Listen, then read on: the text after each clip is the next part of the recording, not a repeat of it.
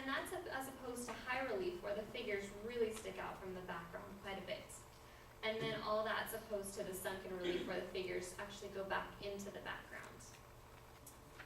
Now, another example, just kind of how the periods became similar, is if we look at that Old Kingdom seated scribe that we saw, and then a seated scribe from the Saite period. So you can see with these figures of individuals who weren't the most upper class, but still had fairly good positions. They were allowed to be depicted seated, cross-legged, but they're still looking forward and both facing the audience. And then in that Saite figure, we see the introduction of the little smile that is characteristic of the Saite period. Now, monumental sculpture is one other type of really important Egyptian sculpture that I'd like to talk about with you. And this is, these were monuments that were used particularly to show the power of rulers in Egypt. So on the left-hand side, we see the mortuary temple of Ramses II. And on the facade to this temple, we see four large, very large images of Ramses himself. So I don't have a picture of a person next to these sculptures, but they would have been very, very tiny compared to these huge, colossal sculptures. And again, these just serve to showcase Ramses' power and kind of what he was all about to whoever was going to enter this mortuary temple of his. Then next to that, there's an image of the Great Sphinx, who represents the pharaoh Khafre, and who sits outside of the Great Pyramids at Giza. And the Sphinx is a pharaoh's head on top of a lion body. And so putting that pharaoh on top of the lion body would symbolize the ruler's power and his strength, because a lion is a traditional symbol of strength in our work. Now down below, I have an image of Napoleon actually standing in front of the Sphinx at a time when the Sphinx was kind of covered in sand. And this is a significant image because it shows two great powerful rulers, or a representation of a powerful ruler next to a very powerful ruler. And also Napoleon was very significant in our knowledge of ancient Egypt, because it was through his expedition that we acquired the Rosetta Stone and really learned a lot about Egyptian culture. So we owe a lot to Napoleon over here. Now, starting to talk about architecture of ancient Egypt, we covered a lot of the sculpture, which is a very important part of the artwork, but also the architecture is very notable in ancient Egypt. And in the early times, in the pre-dynastic architecture, started out with very simplistic elements. Some of the early elements included mud, bricks, palm reeds, whatever was kind of in the environment at the time. So right here, this is another sort of simplistic element that started out in ancient Egypt that continued on through the time periods. So this is the post and lintel system. And you'll see this in all the examples of columns or columns holding up any sort of roof in Egyptian architecture.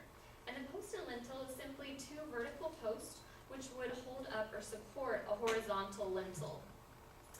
And so in this construction, we can see in especially the columns of ancient Egypt, these columns are all very unique, and it's really interesting to look at the different trends of these columns. So on the left-hand side, we see papyrus columns. Usually they were designed to look like natural elements. It was a way the Egyptians had of encasing nature in stone, and again imposing that order by putting nature in something as permanent as stone. So these columns on the left-hand side are made to look like papyrus buds, and actually the top of the column is known as a capital. And over different art historical periods, these capitals take on different forms based on the culture. So in Egypt, these capitals were, again, natural elements usually. These papyrus buds could either be open or closed depending on where they were in the temple. The open buds were usually in the inner part of the temple, and then the closed buds, which we see on the bottom side there, were usually on the outside of the temple. On the right-hand side, we see some lotus capitals, just another type of popular capital, and then down below we have some palm tree capitals. Also, sometimes they would use gods or goddesses, for instance, the goddess Hathor, as a capital itself. So they would have an image of a cow-headed goddess just serving as the capital. Now, columns could also be full figures, and sometimes they would either be male or female figures. On the left-hand side, we have male figures of Osiris that go along the way of a colonnade into a temple. And so these figures, when they're a male figure column, they're called Atlantids. And then when the figure is a female, they're called Caryatids.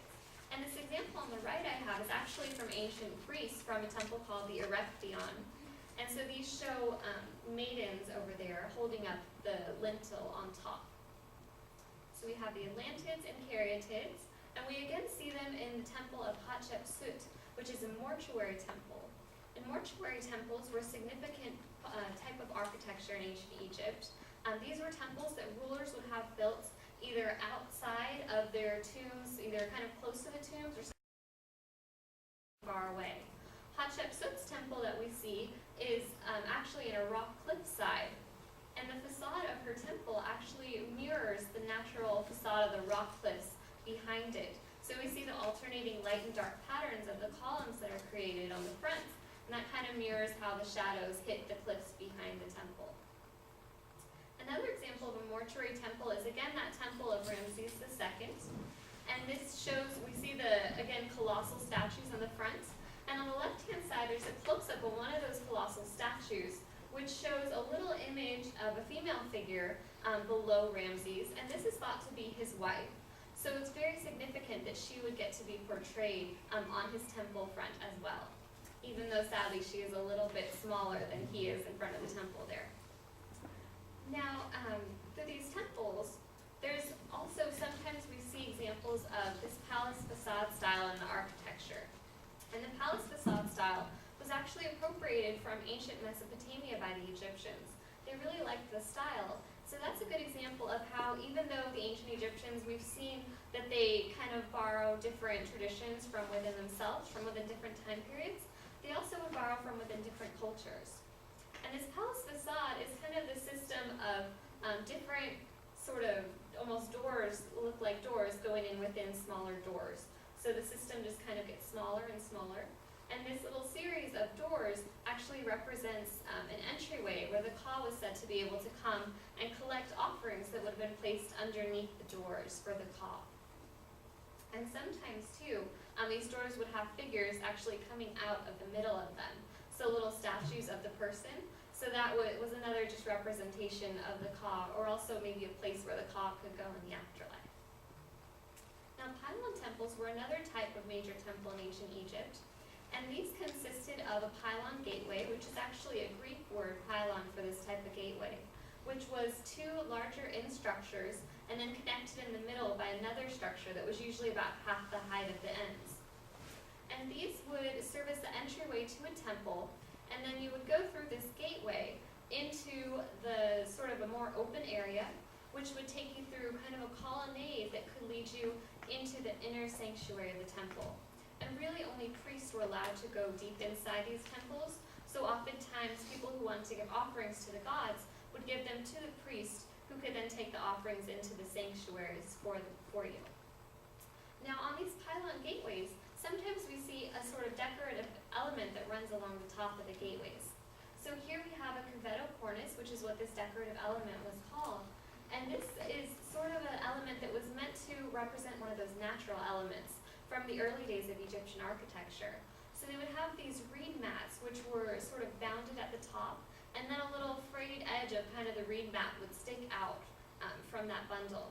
So these cavetto cornices are sort of their way of freezing that reed mat kind of endings into stonework again, just like the columns before where they would put the papyrus bundles into stone.